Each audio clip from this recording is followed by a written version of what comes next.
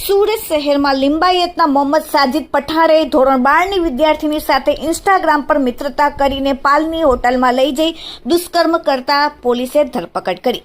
ઈચ્છાપુર વિસ્તારમાં રહેતી અને ધોરણ 12માં અભ્યાસ કરતી એક સગીરા માર્ચ 2025માં ઇન્સ્ટાગ્રામના માધ્યમથી લિંબાયતની કૃષ્ણાનગર સોસાયટીમાં રહેતા 23 વર્ષીય મોહમ્મદ સાજિદ ઉર્ફે અહમદ મોહમ્મદ જાવીદ પઠાણના સંપર્કમાં આવી. સાજિદે મીઠી વાતો કરીને સગીરાને પોતાની પ્રેમજાળમાં ફસાવી દીધી.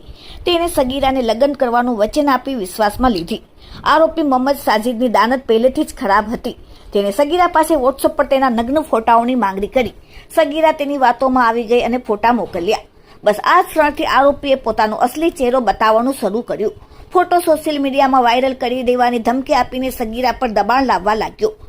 ધમકીઓથી ડરી ગયેલી સગીરાને સાજિદ પાલ વિસ્તારની એક હોટલમાં લઈ ગયો. ત્યાં તેણે સગીરાને ઈચ્છા વિરુદ્ધ બળજબરીપૂર્વક શારીરિક સંબંધ બાંધ્યો. આટલેથી જ ન અટકતા નરાધમે સાજિદે અંગત પળોનો વિડીયો પણ ઉતારી લીધો. આ વિડીયોના આધારે તે સતત સગીરાને બ્લેકમેલ કરતો રહ્યો અને ઘરની આસપાસ આટાફેરા મારીને માનસિક ત્રાસ આપવા લાગ્યો. આ સમગ્ર મામલો ત્યારે પ્રકાશમાં આવ્યો જ્યારે સગીરાનો મોબાઈલ ફોન તેના ભાઈના હાથમાં આવ્યો.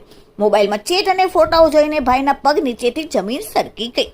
સગીરાનો ભાઈ સાજિદને સમજાવવાને ઠપકો આપવા ગયો ત્યારે આરોપીએ ઉદ્ધતાઈપૂર્વક વર્તન કર્યું અને સાજિદે ધમકી આપતા કહ્યું કે તને ઉચકાવીને ગમે ત્યાં ફેંકી દઈશ. પરિવારે હિંમત હાર્યા વગર ઈચ્છાપુર પોલીસ સ્ટેશનમાં ફરિયાદ નોંધાવી.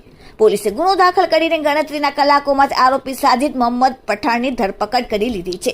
તપાસમાં બહાર આવ્યું છે કે સાજિદ શહેરમાં એક ગ્લાસની દુકાનમાં મજૂરી કામ કરે છે. હાલ પોલીસે આ મામલે વધુ પુરાવા એકત્રિત કરી રહી છે અને આરોપી અન્ય કોઈ યુવતીને આ રીતે ફસાવી છે કે નહીં તે દિશામાં તપાસ શરૂ કરી. Bureau report, daily India TV, Surat.